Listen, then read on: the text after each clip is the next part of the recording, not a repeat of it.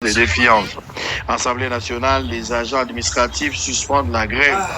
Après le PPRD, le gouvernement suspend les activités de l'ATD de José Makila, membre de la plateforme Sauvons la République démocratique du Congo. Conférence des paris sur la région de Grand Lac, la participation de Félix Tshisekedi confirmée, Fort Ngrashingwe et d'autres parties prenantes qui jouent un rôle important seront également présents.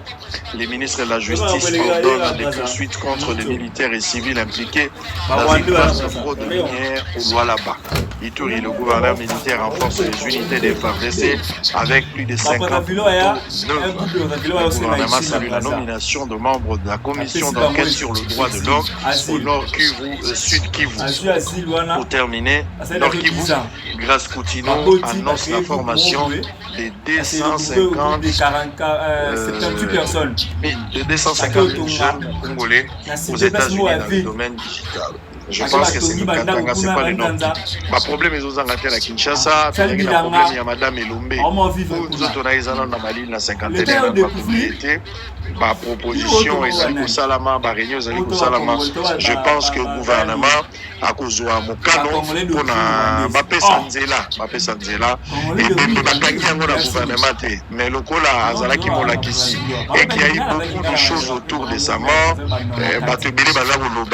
Bien que vérité pays bani, je pense que Madame Wala pour que Bakundaye a développé Malakimia. Deuxième dossier, c'est le dossier à Honorine. Oui, Honorine Porsche. Moi, je suis à l'Okuta, moi, je suis à l'India, manipuler Batou, manipulatrice, moi, l'accent est photo à moi, monsieur. Manipulatrice, moi, peuple congolais. Ce qui a eu, c'est sous Bible,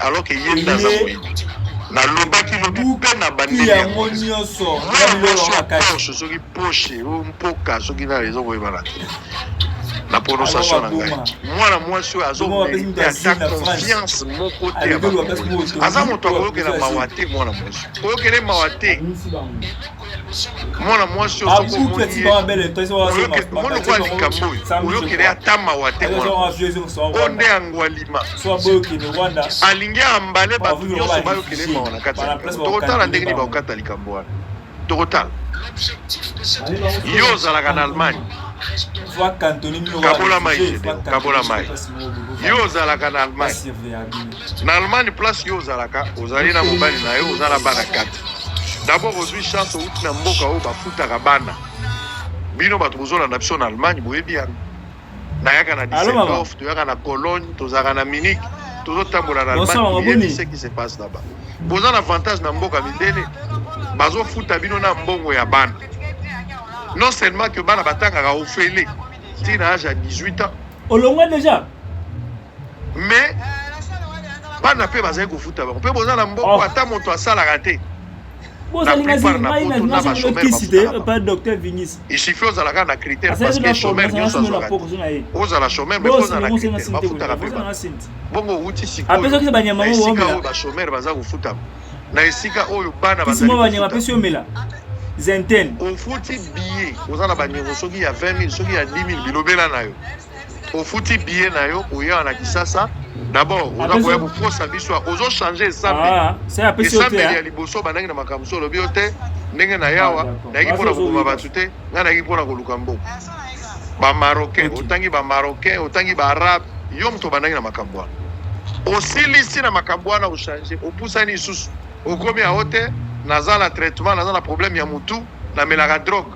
Ba pesa ngai traitement ya drogue nazala prescription ya munganga funa melaka yango pona zala kimia. Manipulation sur manipulation. Et puis troisième a changé à l'obité, maman Denise Nyakeru a tinda ngate menga na zalaki na pasi na oluka mbongo na ye na kisasa. O futi mbongo apiye. O tiki bana na yo baza ko futa bango. Soko sala kate ko iko mikomisa place oza na pasi po ba futa yo. O tiki biloko nyonso no sokoli o jwa avion ye, o zui pe hôtel ya luxe. Totali ba photo na yo na TikTok video yo mena kezaki via bato apasi te. Oya ko manipuler mboka mo babat ba ko ko mawo. Yo zo mériter mawo ya ba. Mwana mwasi esengeli bakangai. Ngai naza kosenga na gouvernement nani bato baza kosambisa ye bakanga ye batie na plus. Aza mwana mwasi malamu te. aza lokuta mwasi abomaka na lokuta te so omoni mwasi aza lokuta aza na libandi aza mwasi akotia na ndako lokuta monene c'est pas important vous ce n'est pas intéressant okanga mwana mwasi bato mosusu alobi yo te omoni balongolaki ebilamba nakokota na baje na ye wana te ya makambo mpo balongolaki ebilamba epa soda moko nakokota na baje wana mwana mwasi wana traumatisa victoire oyebi te biso tovanda na kaka bato bazolanda match batie kaka bien ekoti moto asepeli kaka na match bo moto akufi bato mosusu bakosupporte te baza na baproblème na basante okoti na banke bato mosusu batikali na batraumatisme mpo na scène wana koma bokorepare bato batikali na traumatisme mpo na scène elekaki mokolo wana eza lokuta to ya so bato bayibaki bango batelefone na ndenge botelemaki na victoire toyebi mboko pendant ce temps la bato bayibaki bango batelefone bazokisa bango batelefone bato bayibaki bango babongo bato babungisaki biloko na bango alors que victoire ezalaki paralysée transport ezosala te bamagasin ya kokanga ekonomi ya bato nani azofuta yango nyonso wana batika yango baya koyokela mawa mwana mwasi azomérite mawa te congolais ya mwasi kocompatire na mwana mwasi oyo te na makambo aza osala tozosenga nde na leta plaidoyer na biso ezali leta akanga mwana mwasi oyo basambisa nde baza kosambisa bapesa sentence ya makasi batya ye na prison mwana mwasi azomérite confiance moto akotela mwana mwasi omoni jeune fille akoteli mwana mwasi oyo eza groupe na bango bangwalima seka akoteli bango aza komérite. Le troisième dossier ezali dossier ya makambo ya mama oyo baza kosambisa oyo esengelaki abala adjudant oyo esengeli abala oyo asali déjà mariage coutumier selon les informations oyo asali mpe mariage civil etikali ka mariage religieux oyo esengeli esama mokolo ya lobi je mwana mwasi yango baza kosambisa ye ministère public asengi bapesa ye 10 ans ya prison na minute ndenge tozoloba baza kosambisa mwana mwasi wana basambisaki ye deja lobi esa alobaki mpe maloba na ye ya suka awa sikoyo juge akoseprononce na likambo yango d'ici 14h30 15h pendant ke nakozala na émission ya ntango mosusu nakopesa bino information finale soki te après émission na bapage na biso bokozwa information nyonso détaillé boyoka mwana mwasi yango lobi ndenge ye moko alobaki ntango baza kosambisa na maloba ya suka nga nazonga na expliqué bino moke parce que j'ai interrogé le porte-parole ya armée je l'ai appelé je lui ai posé des questions parce que je voulais avoir de la lumière quant à ça natuni mpe basoda ebele des colonels des généraux natuni bamagistrat militaire je les ai interrogés pour avoir une idée qu'est-ce qu'on reproche exactement est-ce que ça fantasme est-ce que moi na mwasi aza innocent po nazolinga te tokenda basensation il faut totikala na baprincipe est-ce que a péché to a péché te est-ce que a violé la loi ou a violé te a violé loi nini baloi ya république ezalaki télégramme ezalaki nini ils m'ont répondu bapesi nga série ya baréponse nameki kokoma ngo je vais tenter de lire ça pour vous tokoyoka baanalyse oyo bango bapesi ngai yango wana mais nyonso wana tokozela juge nde yakati botala mwana mwasi oyo ndenge asambaki aza soda ndenge nalobaki bolingo soki ekangi yo kachi ata oza militaire eza mpasi kobi ezalaki na se ya bolingo mais les conséquences sont réelles suivez baloba na yaso. Le tribunal militaire des garnisons de Kinshasa-Gombe, siégeant en matière répressive au premier degré, a tenu ce lundi 27 octobre 2025 une audience publique dont l'affaire opposant l'auditeur militaire ministère public contre l'adjudant personnel militaire féminin et Babi Bongama Blanche Sarah, secrétaire adjoint du département de sécurité militaire à l'état-major du renseignement. Cette dernière est poursuivie pour violation des consignes contenues dans les télégrammes du chef d'état-major général du 23 décembre 2021. Les contenus de ces télégrammes interdit à tout militaire des FARDC de s'afficher en tenue, de publier des selfies, des documents militaires, des images non autorisées, des propos, des logos, des caricatures portant atteinte à l'honneur, à la dignité, à la crédibilité des FARDC dans les réseaux sociaux. À en croire l'organe accusateur, la prévenue Adjudant Ibabi a été interpellée et mise à la disposition de la justice après avoir publié des photos et des vidéos devenues virales dans les médias sociaux TikTok, des baisers en tenue militaire avec son mari dans les studios Rausur, situés sur les boulevards Sendoué au quartier Matongé, dans la commune de Kalamou, en perspective de leur mariage religieux prévu ce 31 octobre 2025. Comportement indigne d'un sous-officier. Vous devez devoir traiter telle attitude comme autre trahison. Voilà le comportement. Et transférer auteur devant juridiction militaire. Et autre photo, vidéo où on fait des bisous, on s'expose, en tenue militaire. Ça frise l'outrage à l'armée. Dans son plaidoyer, l'avocat de la prévenue a sollicité les renvois de l'audience à la huitaine pour manque d'éléments. En réponse, le ministère public a précisé qu'en matière de flagrance, ce sont les faits qui parlent. Ainsi, il a sollicité du tribunal la visualisation de ces images contenues dans les téléphones de la prévenue, saisies comme pièce à conviction par l'OPJ. Après visualisation de cette vidéo, la prévenue a dit donc Ebabi a nié être auteur de la publication. Sa défense a alors demandé la comparution du photographe des Raussures, un certain Yann, non autrement identifié. Ce n'est pas vous qui avez lié, c'est plutôt le photographe. Sachant bien que vous serez poursuivi pour ça, quelle a été votre réaction? Vu que ce n'est pas moi qui ai publié, l'infraction est individuelle. C'est pas moi qui ai publié la vidéo. Pour éclairer les tribunaux, le président du tribunal, le major Safari Christian, a suspendu l'audience pour permettre aux photographes du studio Raussir de comparaître ce mardi 28 octobre à 9h devant les tribunaux. Ces procès organisés en flagrance doivent servir de pédagogie aux militaires responsables des abus dans les réseaux sociaux, plus particulièrement les militaires femmes appelés personnel militaire féminin. Très bien. J'espère que Boyoki Bino se résumé Yalikambo et Taline de Bonabiso à Moisi, où il s'engage à bala lobby à Soda. À Sali déjà coutumé, ça Sali civil, malheureusement est commis très très difficile, mais toujours là. Juge à Koki pour acquitter, ils allaient instruire, magistrat à instruire à charge et à décharge. Donc, Koki peut pour acquitter, Magé Koki pour Salama. Je ne sais pas, nous attendons comment Makamwango pour Salama. Mais vous avez déjà vu ce qui est arrivé. J'ai quand même interrogé Makambo yo bango ezokome na bango lokwa basoda eza différent na biso ba civil. Nalingi d'abord tant que réfléchir te na luyenge tozolo bakanga mwasi ya batu pona ki ba bitu atu mosusu batamse na réseaux sociaux balobi il faut za la mona mwasi wana mokonzi moko alingaka ye aboya na ye bambala ebele nde mokonzi asali zuwa te tokende bongo te soko oyebi déjà ke moto moko alingaka yo te kotambola mpe kote na bango te po akoya koboma opamba yo so yebi ke kote wana eza mabe kokende te. Mais baza na télégramme moko général oyo auti kobima chiwewe chef d'état-major yenda tikaka télégramme wana l'esprit ya télégramme wana nga nayebi yango parce que cette période là tosalaka mpe mwa campagne sur ça.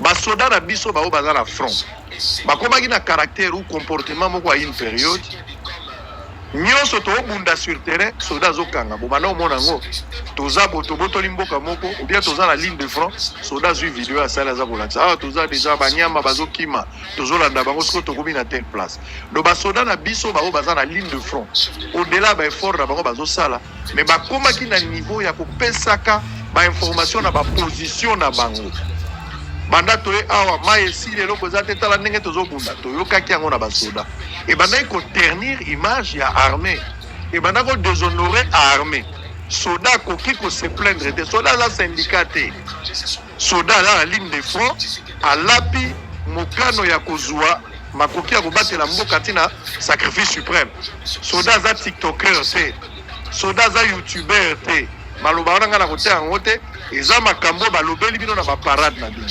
soda ko banokendaka te azosala baselfie ya kote soda akabongo te basensibilizaki bino mpo na makambo etali mboka soda akoki te kozwaka telefone na ye abanda kofilme baposition na bango le travail, les stratégies au boza la sur place pour banda kopesa yango na benemi peut-être osali yango na intention ya kopesa ba ennemi te mais le fait qu'on zui yango tiango na réseaux sociaux l'ennemi utilise ça comme des moyens importants et il sait comment il peut attaquer l'autre parce que la carte ya guerre au-delà des moyens logistiques l'information reste l'arme la plus puissante.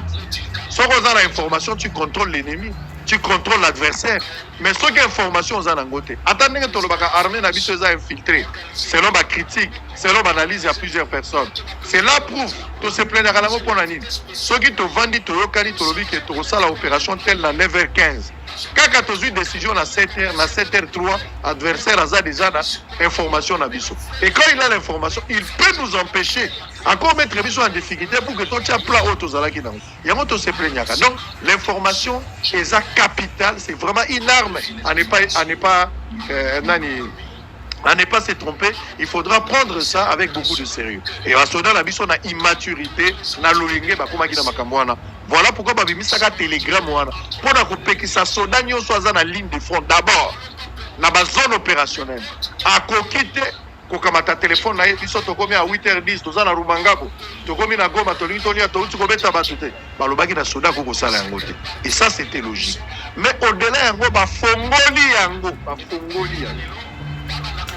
yango munene balobi ezaka mpona basoda ya fronte mais même na basoda oyo bazali mpe libanda oza na kankokolo oza na balabala oza okoki mpe kose comporter lokola bato nyonso te bapesi bango ligne de conduite na télégramme pana bango télégramme wana ezokoma lokola règlement d'ordre intérieur télégramme maloba mokonzi malheureusement eza différemment na biso bacivile ndenge tovandi bo toza kosolola tu es libre de tout faire mais soda aza na makambo esengeli atosa na esengeli atosa te donc nous attendons dossier eza la justice oya kotia commentaire mingi ezali te mais na interroger quand même bayeba asambisaka bango nazwi quand même mwa likambo moko na ngai natanga yango nayebi te koma bokomona yango est ce que kosepelisa bato ekozala mpasi parce que bavie eza partagé. J'ai même lu certains camarades avocats qui ont pris le courage pour na bango bazo partager avec moi c'est la fubatika ye eza motema mabe a violer le côté aza na indépendance wana ba ko bango lokola civil mais en tant que soldat en croire télégramme na bango ezali interdit à quoi ko ça le côté.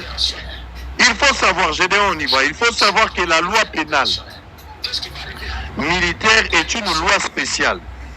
Sango, lisez l'article 113 de la loi numéro 025/2002 du 18 novembre 2002 portant code pénal militaire, loi spéciale, relative à la violation des consignes. Article 113, violation des consignes par consigne.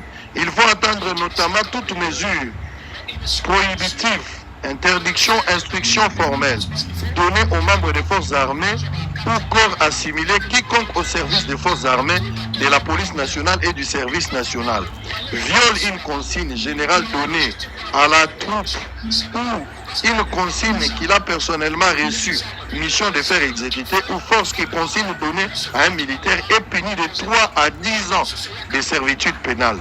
L'instigateur sera puni de 15 ans de servitude pénale. La peine de mort pourra être prononcée lorsque la violation de la consigne a été commise en présence de l'ennemi ou d'une bande armée en temps de guerre ou pendant les circonstances exceptionnelles ou lorsque la sécurité d'un établissement militaire, d'une formation, d'un aéronef ou d'un navire militaire est menacée. Tout militaire était au courant de ces télégrammes, M. Sango. Même ceux qui sont au front, les militaires sont devenus des musiciens, des rebaux, des influenceuses. Ça va servir d'exemple pour les autres. Et nous, organes de la loi, nous allons faire notre travail. Nous sommes des personnes nobles et influenceuses juste par le port de cette tenue. Wana, par magistrat militaire, des personnes que j'ai contactées, ma réponse m'a fait signer. Donc pour la bango, télégramme ezali déjà mobeko. Ma pekisi soda. Na tout d'abord ma question mosusu. Bon tout le monde a un mariage civil, tout donc dans la maison communale, soda la type tenue. Moi si n'est pas la type tenue. Ma quel bosso est officiel d'état civil, si bango embrasser vous. Bon ba s'embrasser parce que ba kangi ba photo na ba vidéo. So ba tia ngona toile, est-ce que ça infraction? Ba bisinga bien ça infraction pour cérémonie ezali officielle. La cérémonie est officielle. C'est-à-dire même cette dame ici, selon les magistrats, ça ce n'est pas moi, ce qui est comme qui est à Bali officiellement, au-delà il y a civil, ni coutumier, ce qui va ce qu'on a religieux na bango, ou bien la civil, na tenu vraiment la cérémonie à civil devant officiel état civil. Ce qui va sali d'abord va faire ça déjà unité pour accompagner bango bango beta musique parce que bazo reconnaître qu'il y a tout un service et que la cérémonie est officielle. Pendant ma photo wana pendant la cérémonie so bakangi ba photo ya opesa na babise avec beaucoup de limites aussi et vous avez un problème. Mais awa batu basali séance ya shooting des places baza ko reprocher séance ya shooting soda ke ba ke ko shooter et na kati ya shooting wana bazo s'embrasser presque makambo ebele et ko bima na toile papa atato expliquer atato lobi ndenge nini za makambo ba soda baza na ligne de conduite baza na règlement baza na télégramme là-bas biso toza leloko ya koyeba soki na ndako nganga ta pesi o mibeko te bikili kozala moto akota na arne azana makambo esengeli a observer akovivre lokola biso te tozala eloko moko te donc tozela kaka juge akata likambo pas de commentaires nous attendons alors on va prendre une petite pause avec un élément qui va nous permettre d'aller de l'autre côté on revient nous allons changer de chapitre on va prendre maintenant un dossier il y a ligne maritime congolaise on va rester dans ça dossier yango eza mwa makasi ekosala moto moko place na ndako moto akoyoka mabe mais j'ai pas le choix il faut qu'on en parle moi j'ai pas le choix ici nous ne sommes pas là pour protéger les gens nous ne sommes pas là pour protéger les gens on protège les valeurs, on combat les anti-valeurs. En image, on se retrouve après, on va changer de chapitre. À tout à l'heure. La démission de Vital Kamerhe au perchoir de l'Assemblée nationale a ouvert une brèche politique qui menace aujourd'hui la stabilité de la plateforme présidentielle. Union sacrée de la nation, l'enjeu des maires, la succession à ces postes stratégiques, institutionnellement puissants et politiquement convoités par tous. Depuis le départ de Vital Kamerhe à la tête de la Chambre basse du Parlement, plusieurs figures politiques manifestent un intérêt excessif pour ces postes. Naturellement, au regard de l'équilibre des forces au sein de la coalition et de la logique d'élégance politique, certains estiment que les fauteuils devraient revenir à l'Union pour la nation congolaise UNC, alliée de la première ère de l'UDPS actuellement au pouvoir. L'UDPS, déjà aux commandes de la présidence de la République et de la primature, serait donc attendu à faire un pas en arrière pour ces postes qui revient de plein droit à son partenaire. Cependant, une situation de méfiance et de calculs politiques s'installe avant même la tenue des élections. Des coups bas sont soupçonnés entre alliés, alimentant ainsi des tensions souterraines. Du côté de l'UNC, la position officielle reste floue.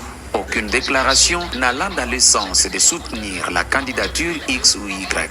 Le député national Baudouin Mayo, qui avait soulevé la tête, a été rappelé à l'ordre, soulignant que seul le bureau politique ou l'autorité morale du parti pouvait se prononcer. Un silence stratégique entoure depuis lors le nom de Meboji, ancien ministre de l'Industrie, que certains voient comme le choix naturel de l'UNC pour cette fonction, alors que le calme dit autre chose. La donne a été compliquée avec l'annonce de la candidature de Doudou Mangumango Dounia, député UDPS, qui affirme avoir obtenu le feu vert de son parti politique. Cette sortie interroge l'UDPS, qui détient déjà plusieurs postes de souveraineté, ne risque-t-elle pas d'éroder la confiance de ses partenaires? La candidature de Dounia ne risque-t-elle pas de marginaliser davantage l'UNC et de fragiliser l'alliance? Certains analystes y voient une stratégie à double tranchant. En s'imposant dans tous les espaces clés, l'UDPS renforcerait sa domination, mais au prix d'une possible rupture avec ses alliés.